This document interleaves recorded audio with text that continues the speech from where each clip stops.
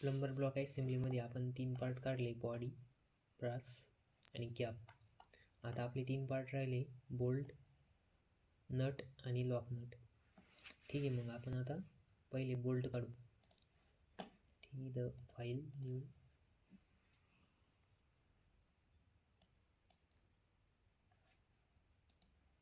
मॉडेलमध्ये millimetre bolt.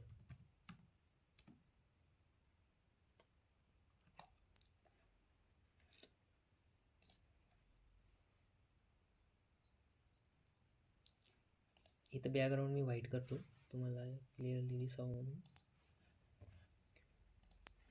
Sketch आणि इथं एक हेक्झॅगॉन काढायचं. आता बघा, हेक्झॅगॉन नाही, स्क्वेअर शेप. हा काय आहे, स्क्वेअर शेपचा बोल्ट आहे. त्याच्यानंतरनं त्याची जी लेंथ दिलेली आहे ती 110+8, म्हणजे हेडची जी लेंथ आहे ती किती आहे, 8 आहे. आणि हा बघा M12 दिलेला आहे, म्हणजेच मेजर डायमीटर 12 आहे. तर मग ही मेट्रिक थ्रेड आहे, तर याचं इथं पीच दिलेलं नाही, तर आपण आता मेट्रिक थ्रेडची स्टँडर्डनुसार पीच घ्यायचं.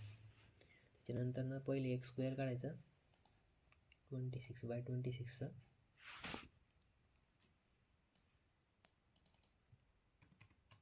26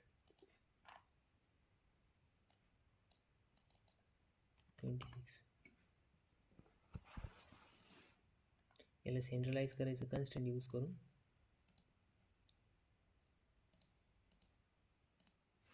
ठीक आहे, त्याच्यानंतर एक सर्कल काढायचं. ते सर्कल किती M12 आहे, तर म्हणजे 12 mm डायमीटर. ठीक आहे, याला फिनिश करायचं. आता बघा एक्सक्लूड करायचं.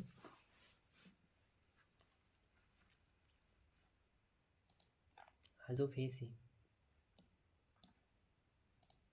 हा किती आहे, 8 mm हेड आहे. ओके, त्याच्यानंतर परत एकदा एक्सक्लूडमध्ये बघा, आधी द सिंगल कनेक्टेड कर घ्यायचं आणि याला सिलेक्ट करायचं. ठीक आहे, आणि इथं टाकायचं 108, कारण की 100+8. ओके, हा काय आला, आपला स्क्वेअर हेडचा बोल्ट तयार झाला. आता बघा परत एकदा स्केच, हा प्लेन सिलेक्ट करायचा.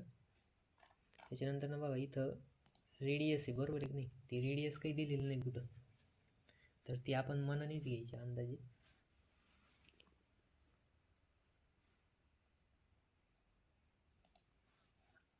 तर मग सगळ्यात पहिले काय करायचं, इथं जायचं, प्रोजेक्टेड कर म्हणायचं.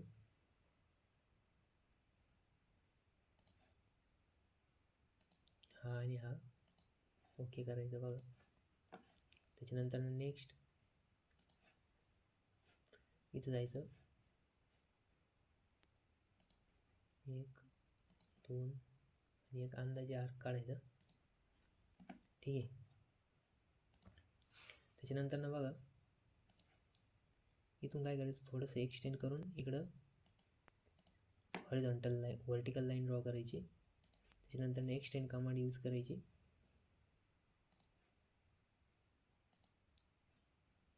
एक्सटेंडवरती याला एक्सटेंड करायचं. ठीक आहे, त्याच्यानंतर ट्रिम कमांड यूज करायची आणि हे जे इकडचं आहे ट्रिम करून टाकायचं.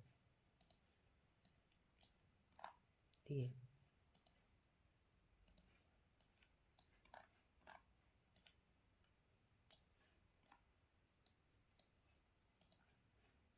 आणि याला फिनिश करायचं. आता बघा स्केच इथं आलं असेल आपलं.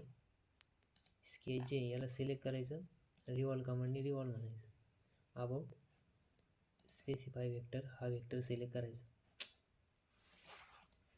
स्केच सिलेक्ट करायचं फर्स्ट.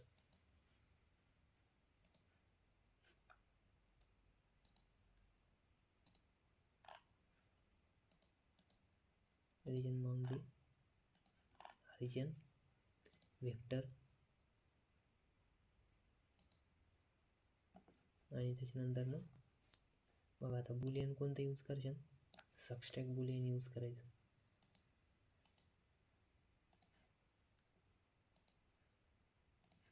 बघा याला थोडंसं मोठं काढावं लागेल, कारण ते अनेबल टू रिवॉल्व म्हणतं आहे.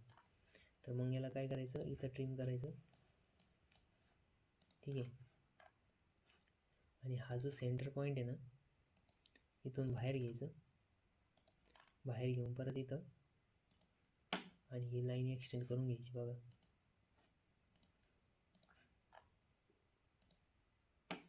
परत ट्रिम कमांड यूज करायची.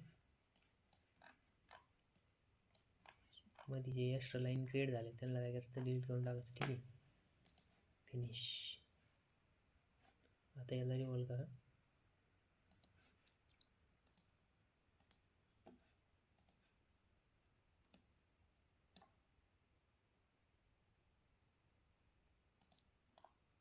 आणि याला सबस्ट्रॅक्ट करायचं. तर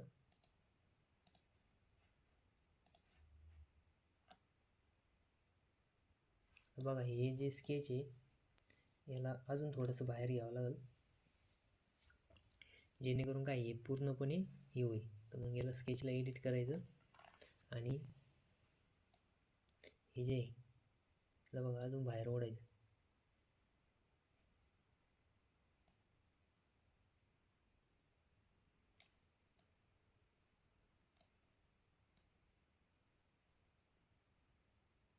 ठीक आहे, याला फिनिश करायचं. बघा हा झाला आपला वरचा रेडियस. ठीक आहे,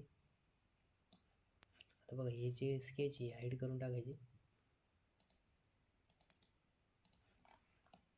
आणि इथं बघा आता आपल्याला थ्रेड काढायचे. थ्रेडचं नेहमीप्रमाणे थ्रेड, डिटेल थ्रेड, सिम्बॉलिक पण घेऊ शकतात किंवा डिटेल पण घेऊ शकतात, पण शक्यतो सिम्बॉलिकच घ्यायची. कारण की कसं असतं की ज्यावेळेस आपण डिटेलिंग करतो, डिटेलिंगमध्ये आपण सिम्बॉलिकच थ्रेड रिप्रेझेंट करतो, तिथं काही आपण असे ॲक्च्युअल थ्रेड काढत नाही. तर त्याच्यामुळं शक्यतो म्हणजे व्हिज्युअलायझेशन पर्पज आपण डिटेल घेऊ शकतो, बट ड्राफ्टिंग करताना आपल्याला ते हे जी थ्रेड ही कन्वर्ट करावं लागतं सिम्बॉलिकमध्ये. तर आपण आता सध्या राहू देऊ इथं डिटेल. बघा इथं थ्रेडची लेंथ दिलेली आहे, थ्रेडची लेंथ किती दिली आहे, 28. ठीक आहे, इथं टाकायची 28 आणि मग हे 28 mm पर्यंत थ्रेडची लेंथ आलेली. हा पार्ट आपण आता सेव्ह करू. याला सेव्ह ॲज, तुम्ही ज्या फोल्डरमध्ये सेव्ह करणार ते फोल्डर सिलेक्ट करायचं. ओके, ठीक आहे, अशा प्रकारे हा बोल्ट तयार झाला.